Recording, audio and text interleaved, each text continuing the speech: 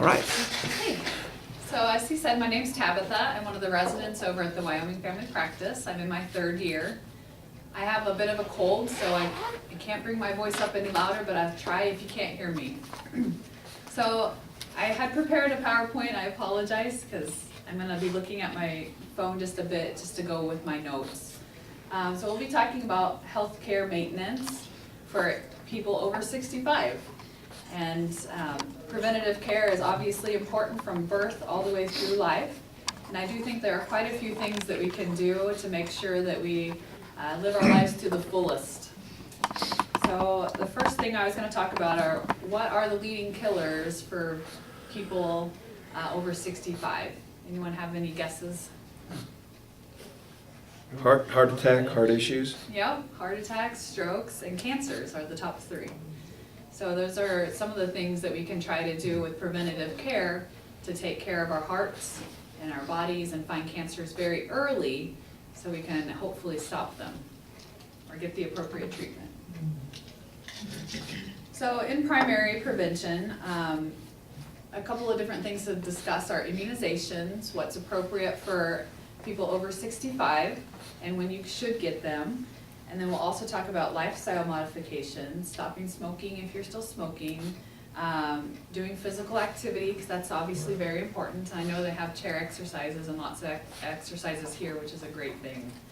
And then using aspirin for primary prevention of heart disease if you have a higher risk for heart attacks. So I had this nifty little chart that showed exactly when you should get your vaccinations, but I can just kind of talk about it. So one of the biggest ones is for the measles is in my head because of California. It will come to me. Pneumococcal, that's the one, for pneumonia, when you should get it. So if you have never gotten a pneumonia vaccine, you should get one at the age of 65. Okay, and if you're already past 65, it's okay, you just need one after 65. If you've had some issues in the past with diabetes or lung issues and they wanted you to get a vaccination earlier than 65, then you still should get one at 65 or 5 years after your last one. So if you got one at age let's say 63, then you wouldn't get one at 65, you would get one at 68. So that's that difference. But if you got one at 40, then you still need one at 65. And that'll help keep your pneumonia chances down. The other one that's big is the shingles vaccination. And you can get that at any time, basically. And if you've ever had chicken pox, we all know that varicella lives dormant in the roots of our spinal cord and all the nerves, so it can come out as shingles. And it's a very painful rash. I don't know if anyone's had it in this room, but it goes along a dermatome. So if you're having a lot of increased pain and burning at one region on one side of your body, that could be concerning for shingles. And so, vaccinations, they just do the best to help prevent them. We can't guarantee, of course, that you won't get them after vaccinations, but they really do make it so your body has the best fighting ability to try to stop you from getting those things. A question? Yes. Please. Yes, I had the shingles way back in 2006, and then I had the shingles shot. Okay. How often do I get the shingles shot? You should just need one. Thank you. Yep. Any other questions at this point? Yeah, I was kind of wondering, because I'm seeing the commercials, for the shingles vaccination, but I don't remember seeing them 10, 15, 20 years ago. That's Is it right. just a new thing, or are they just now discovering it, or why are we hearing so much more about it now? I think we have the vaccination that's been proven to help a bit more, and that's why you're seeing it more, and plus more people are getting shingles, and so it's more prevalent in everyone's mind. And so there's just been a huge push the last 10 years for preventative care. And so I think we're going to be seeing more vaccinations really promoted, especially because here in the U.S., a lot of mothers are choosing not to vaccinate their children as babies. And so I think that the pushback that we're seeing in the medical field is to try to get everyone immunizations, and so we shouldn't only promote baby immunizations, we should promote everybody's immunizations. And the shingles do hurt. Yes. They do hurt. Yeah, I've heard that. And you actually can get them when you're younger. I have a classmate who's in his 20s and had them, so it's not just exclusive to people over 65, so. We've also had an outbreak of pertussis, which is whooping cough. It's coming back into the US, and so every adult should get at least another booster, even if they've been vaccinated as children. And that's usually in the tetanus booster that you would get every 10 years. It's called the Tdap. It's tetanus, diphtheria, and pertussis. And you want to make sure you get at least one of those as an adult. It's recommended for pregnant ladies to get them with each of their pregnancies now to try to give their babies a little bit more immunity. It's not affecting, healthy 20-year-olds. It's affecting little bitty babies and elderly who have lost immunity to it. And people with lung diseases, especially on oxygen, could end up in the ICU with whooping cough. So it really is important to try to talk to your primary care to see if you need one. What do you call that, my dear? What? It's a pertussis, whooping cough. When the shot is? It's Tdap, Tdap. Thank you. The A is just for the and. Let's see. The next thing I'd like to talk about is exercise, and I know they do a really good job at promoting that here in the senior center. They really recommend getting 30 minutes of moderate intensity exercise for anyone over 65, 5 days a week, 30 minutes each time. And so that's really a higher recommendation than I think that has been in the past. It's because they've really found that keeping active will help your body keep up and not have so many falls, not have so many illnesses even, just because you're working your body, you're expanding your lungs, your heart's being exercised as well. And so we really do recommend it. Also, since we know that fractures can be more common as we age, our bones age as well, and they get a little bit more frail, that weight-bearing exercises are very important too. So if you do weights at all, that can really help. And then resistance. Have you guys seen the bands? I don't know if anyone does those. Yeah, those are really good. Those are just like the weights, but just gives you resistance, and I actually use them too. I prefer them to clumsy weight most of the time, so I'm kind of klutzy. I don't want to drop it on my toe. So.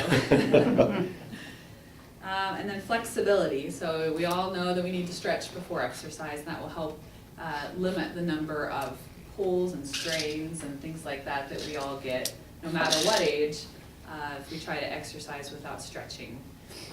And then balance training is also extremely important, especially as we age, just because we can get a little bit off balance with a little hypotension if you stand up and you get dizzy.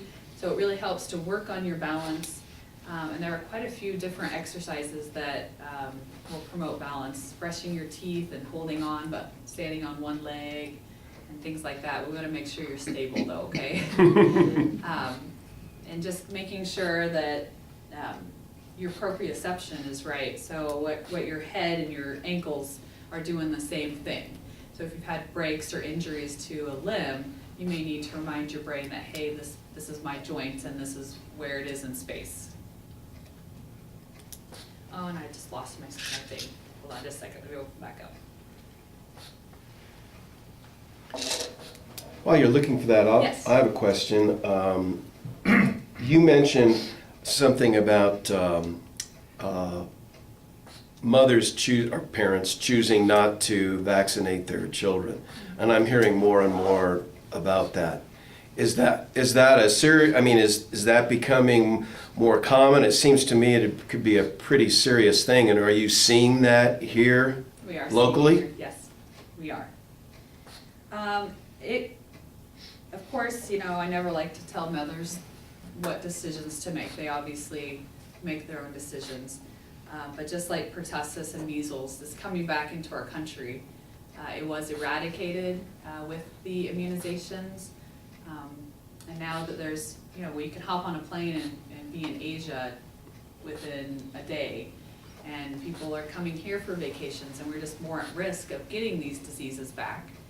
And there was a scare linking autism to vaccinations, and that's been debunked. This doctor that did that and told that is in jail for fraud. And so, you know, I always try to just educate and give them the appropriate information to make the right decisions. No matter where you're at in the world, you'll always get someone who's gonna push back on what you recommend, especially now whenever we have so many young parents and wanting to do what they feel is best for their child, you know, and a parent will make their decisions, I guess. Wow. So I can't get my thing to start, I don't know what happened, so I'll just kind of wing it. I went over it a couple times. The next thing I'd like to talk about is blood pressure. We all know that we need good blood pressure to perfuse our body. We need to perfuse our brain and our heart especially. When our blood pressures get too low, it can be dangerous for our brain and our heart. However, if your blood pressure is too high, you can get increased risk for stroke, increased risk for heart attacks. So we had a new recommendation from what's called the Joint National Committee this past fall, the JNC 8, that has made new recommendations for where blood pressure should be. And anyone over 60 that has no comorbidity like diabetes or kidney failure, they're now recommending that blood pressure should be under 150/90. So this is boosted up from what we used to want it. And I think that the reason that is they found aggressive blood pressure control may cause falls in elderly by not getting the blood to perfuse their brains and making them dizzy when they stand up. If you have diabetes or chronic kidney disease, then they recommend 140/90. So they do recommend a little more stringent, just because of the higher risk with the blood vessels already being injured from diabetes and kidney failure. So it's not a one-size-fits-all anymore? Huh. They've kind of relaxed a little bit on their guidance on what they should be under. If you go to the kidney doctor, he may still want you under 130/80, just because that's the way it's been for years and years and years. But those were the new recommendations. Well, let me clarify, so if you're lowering blood pressure because your doctor's worried about it's too high, then you said you might be more liable for falls. Why? What's happening to your brain that you're more liable to fall? If you don't get enough blood to perfuse your brain, you could get dizzy and fall. That's kind of So balance, a lot of it is due to the brain. the balance? Yeah. Well, just if you get hypotensive, I don't know if anyone's been orthostatic where you stand up and you're dizzy because you see black for a second. I mean, I even get it sometimes. Yeah. And we all just stand up slowly, take a minute, and then walk. So we're trying to prevent that. So if you're on a lot of blood pressure medication, especially beta blockers, you might not give the kick that you need to compensate for Yeah. that first initial hypotension. So it's still a step. trade-off, though. Yes. There is such a thing then as an ideal blood pressure, I guess. That would feel Yes. like, in a perfect world, we have no diseases. What would it be? Close to. I think what? if every single person was a clone and exactly alike, Yeah. then at this point, they're saying 150/90 or lower. That's what they're ridiculous. saying. Regardless of weight or height or, At this point, Makeup? that's 150 just is what too they're high. saying. Well, mine's 110/65. Which is great. Is that bad? Is that too No. low? No. Are you on a lot of blood pressure medicines? I'm not under anything like that. Then that's what your body needs. Okay, so I shouldn't try for 150. You need more stress in your life. Now, if you don't have any comorbidities, as long as you're under 150/90, you're fine. Okay. So you shouldn't strive to be 150/90. Yeah, 'cause I You heard need to be anything below it. Above 120 is where it begins to be an area of concern. Now, of course, but obviously in a certain situation, they're changing it to 150. Yeah. All right, That's the well, American I'll Heart leave it alone. Association, so that's okay. So, there's even sometimes that we as physicians take people off of blood pressure medicines to keep their blood pressure even higher if they have multiple falls. It just kind of depends on the person. Obviously, all medicine is individualized. We try to make it individualized with following guidelines. Okay. Cholesterol. So we've all heard of statins, I'm sure. It's a medication like simvastatin, atorvastatin. They've made new recommendations recently that most people, they think that it's such a benefit for the heart due to the anti-inflammatory properties that it should basically be in the water, is what they're saying. That if you have an increased risk at all of any heart issues, then you should be on a statin. Now statins do have the problems with causing muscle cramps, in especially elderly, and so that's definitely something to, if your doctor puts you on one, to kind of keep in mind, that they can cause muscle cramps in your legs especially. So they're no longer going off of just your lipid level, they're going off of your heart risk. And there is a calculator that the physician can type in your heart risk and for mortality in 5 years of possibly having, morbidity of having a heart attack within 5 years. So they can calculate out based on, just based on your age, your sex, your, if you're female or male, if you smoke, those kinds of things. So there is a calculator they can use and show it to you. So if you're curious, to definitely talk to your doctor and be like, hey, you know, I had a talk with this young doctor and she told me to look up this heart thing, and I don't understand it, but maybe you do. Let's see, other thing is obviously smoking. We want to definitely recommend nobody smoke anymore, just because it does affect lungs. It does, 30 years of smoking can cause damage to lungs that's unchangeable. If you stop before then you might have a chance of getting some of your lung function back. However, we just know that it has been linked to bladder cancer, it's been linked to lung cancer, it's been linked to frailer bones, vascular disease. If it's in your legs, peripheral artery disease has been linked to smoking. Heart attacks has been linked to smoking. So it really is something that if you can cut back, then definitely do. And physicians do have ways to help. If you need help, we are here. We have lots of groups in town too that can help with that. The Quit Wyoming website is a great resource as well. I'm running out of. What about, are there any tests that, you know, you should have regularly or that kind of thing? Yes, thank you for bringing that up. One of the main things is cancer screens.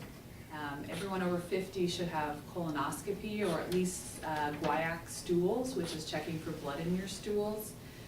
The colonoscopies change based on what they find.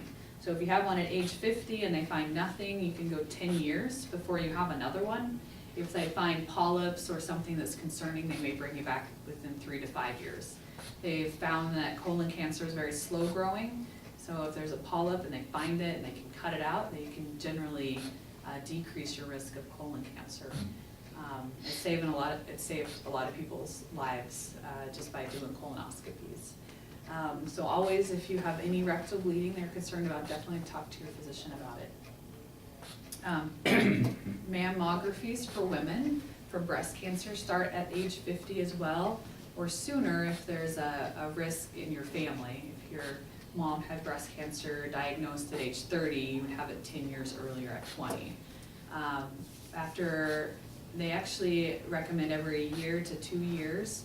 I believe, I'm going to say it wrong, but I think it's through 75, or if there's a concern after that point. They no longer recommend screening males for prostate cancer. That's a new one. We used to do the digital rectal exams on men starting at age 50.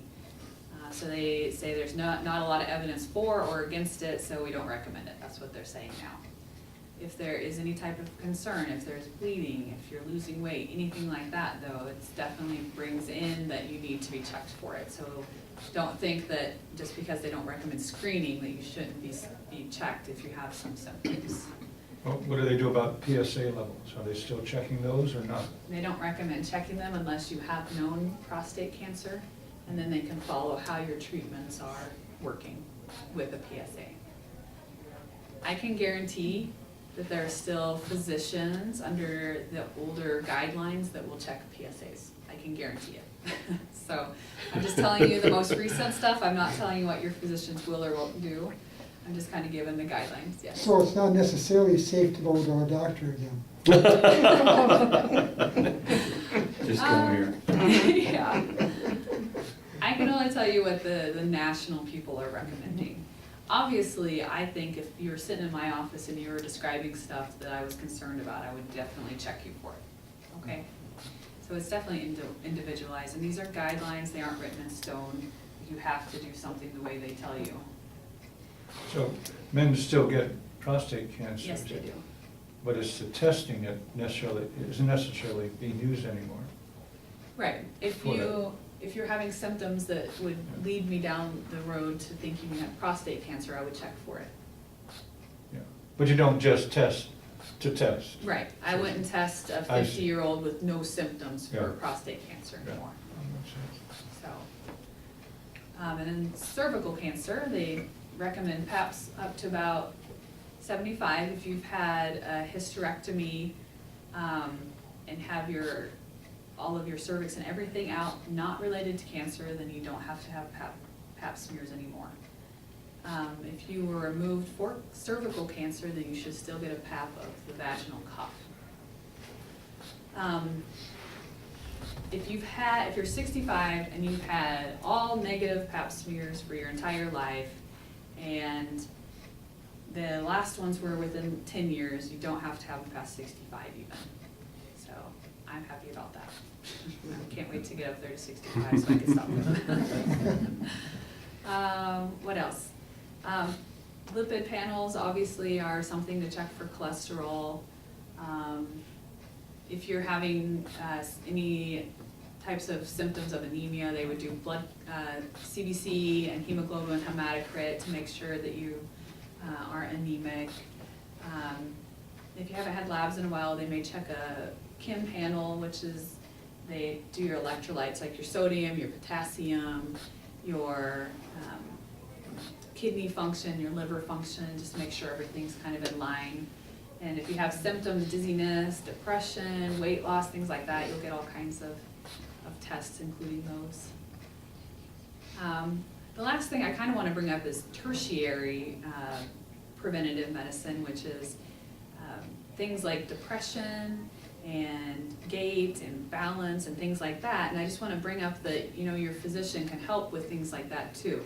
So if you're at home and you're having issues getting around because of rugs, things like that, they can always do home visits, especially from our clinic at Wyoming Family Practice. Or they can have a social worker come to your house and just kind of help and see what fall risks you have. So if you have a loved one that falls or trips over stuff mechanical, there's always help for that. Don't think that you guys are alone and have to do it all by yourself, because that's our job, that's what we're here for, to help out with that kind of thing.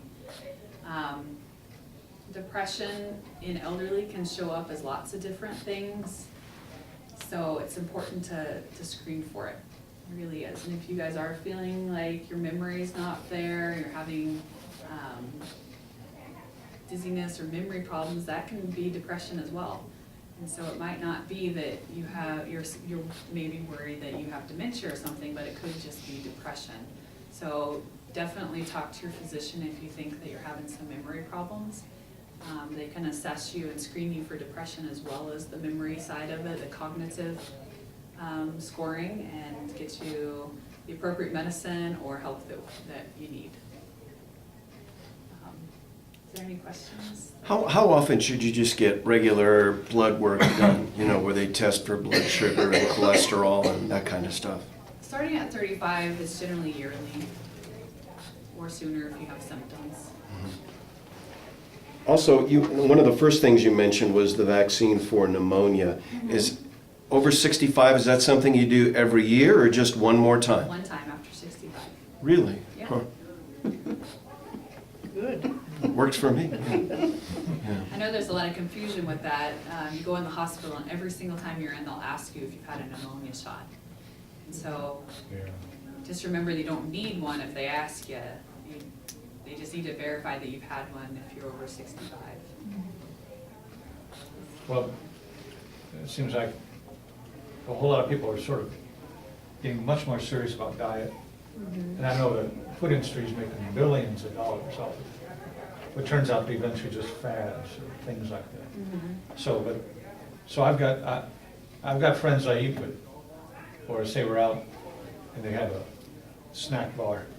And it's like, oh, I'm like, God, give me patience. There's always, bacon wrapped cheese balls oozing with fat and grease, and super deep fried stuff. And I'm like, I can just feel my vein or my arteries closing up looking at it. Hey, Jack, where do you eat? And Not I here. swear, Not here. 90% of the people, including some at this place, Oh, go, oh, Jack, lighten up. I've been eating this food all my life. I'm fine, So I don't know if it's all just a bunch of hype or if it really seriously is an issue with the way Americans eat. And I should lean more towards Mediterranean diet, towards what USDA recommends, that kind of stuff, which is more leafy, more veggie, but that's not fun, it's not delicious. Is it blown out of proportion, or is this really, how true is this, that I need to watch my diet? So I believe that it's important, and everybody's different in their heart risk. And so there are some people who could eat bacon every day for their life and not have ever any problems. But then there are some people that have a heart attack at age 40, and they can link it to their being overweight and their diets. A lot of Americans are malnourished now, not because they don't eat enough, but because they don't eat the appropriate things. There's been lots of studies on the Mediterranean diet that do link it to better health care. it's just the same as cigarettes. Some people that I know lived with smoked till they were almost 100 Yep. with a cigar. And And that proves the rule because they're the exception. All their other buddies that smoked and drank are dead. you got it. My father I- had COPD at 56 and died of lung cancer at 58. There you go. He was a smoker. That's one of the things that frustrates me is because I eat healthy. People eat crap all the time. Go, oh, I'm fine, but they're probably the exception. But they're influencing others around them. It can't be almost the entire medical profession is wrong and people are right who say, oh, I can eat all that stuff. It ain't gonna hurt me. Then all you guys are wrong because you tell us, don't eat all that fat stuff. You can eat in moderation, but don't eat all that fat stuff. Well, Americans are notorious for thinking they're invincible until they have a heart attack or a stroke. That's or- it, yeah. And Jack, that's And what that's makes, probably the answer. that's what makes her job It won't so happen to me. tough, because people will not listen to you. And there's some that do. Oh, You'll good. be surprised at the number of people that Good. just some education will help turn their thinking How around. about the young mothers who are not vaccinating the babes? Are you able to convert them? That's the scary part. I've had luck talking to one about those and having her change her mind, but I can just educate I know. and just, It's gotta be frustrating. I mean, when you see measles, in California, Yes. there's a huge outbreak of measles now. Yes. And to know that that was eradicated from our country for years. And I don't know, it's sad to see because it's the kids that elderly, unfortunately, that are getting the brunt of these diseases coming back. Anything else that I can? Do we have any good news? Arthritis. So arthritis, you should get a bone scan starting at 65, especially women at 65. They don't recommend for or against men at 65 unless you have chronic kidney disease or some other thing that could cause your bones to be poor. If you've had a fracture in the past, if you're very thin, have low body weight, then that's linked to having more fractures. So you should get a DEXA scan, which is a bone scan, to test your T-score. And we definitely recommend vitamin D and vitamin D2 with calcium, especially women after their age 20s stop getting enough calcium in their body. we just don't get enough. And so we're more likely to have the fractures with osteoporosis. And then arthritis, there is obviously anti-inflammatories help with the pain of arthritis. However, anti-inflammatories like ibuprofen are on the Beers criteria, which is a list of medications for elderly that could cause a lot of problems. They can affect your kidneys. They can even make some elderly confused. And there are tons and tons of medications on that list. So, Dr. Works, who's a geriatrician here in town, family med that specializes in geriatrics, really recommends using Tylenol for pain, for osteoarthritic pain. So that's what I would recommend too, just because I know I've seen a lot of people with kidney injuries and dialysis isn't fun. So if we can not use them in excess, if you just use them in moderation instead of daily. So then, are you talking about stuff like this Aceta something friend whatever, it says contains no aspirin? Do you know what I mean? Acetaminophen is Tylenol. That's like Tylenol. Yeah. So So the NSAIDs are ibuprofen, Aleve, things like that. that's the no aspirin variety. Those are NSAIDs, those are like aspirin. Acetaminophen is the only one that doesn't have aspirin in it. But that's like Tylenol. Tylenol does not have aspirin. A Tylenol and acetaminophen are the same thing. Okay. Oh, they do not have They aspirin. do not have aspirin. Now, is that what I want to take, or do I want to take aspirin? If you have a heart problem, you'll want to be on aspirin, because No? that will help prevent, because it thins your blood a little bit. But if you don't have a heart problem, and you shouldn't be on it for prophylaxis, you've talked over it with your doctor, then Tylenol is what you want to take. All right. So I've got a problem recently where I hurt a muscle. Mhm. So I'm like, owie, I don't like this. I took one of those and boom, it was gone. It's like my body's so used to drugs. It went into shock, whatever, and everything was gone. Then it came back the next day, I took it again, I took it again. Then I'm thinking, I don't care what, I care, but I don't care that much what the label says. I'm just trying to get good advice from somebody right in front of me. Mhm. Is there a point where you say, now stop taking that stuff and live with the pain, because if you keep on taking it, it's going to have side effects? So what about this Tylenol? Is it something I could take for 2, 3, 4, 5 months if I want? Yeah, we actually have people at the nursing home that's scheduled on it twice daily for. Really? Yeah. As long as you're not getting over the maximum amount, which is 4 grams of Tylenol, it's generally pretty safe. Because I still got this muscle ache a little bit.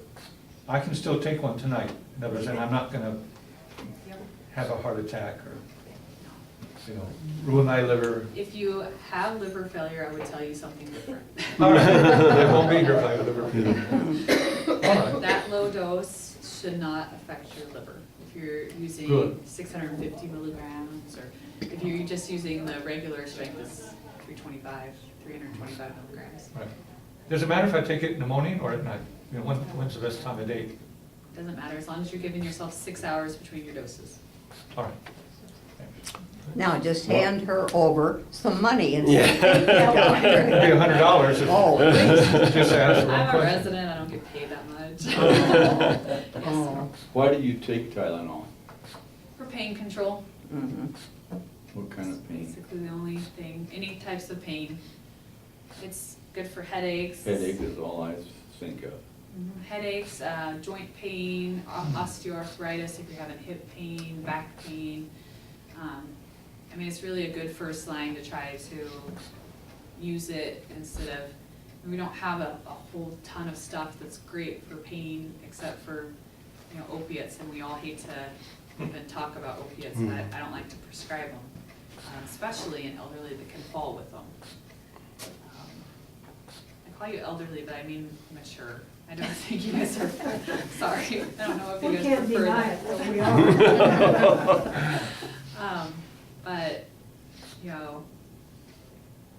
I think of you guys as more mature, and this is the age group, I'm in the geriatric track at my residency, and this is my preferred age group, so. Right there. Well, thank you. Yes, thank you very much. She likes it.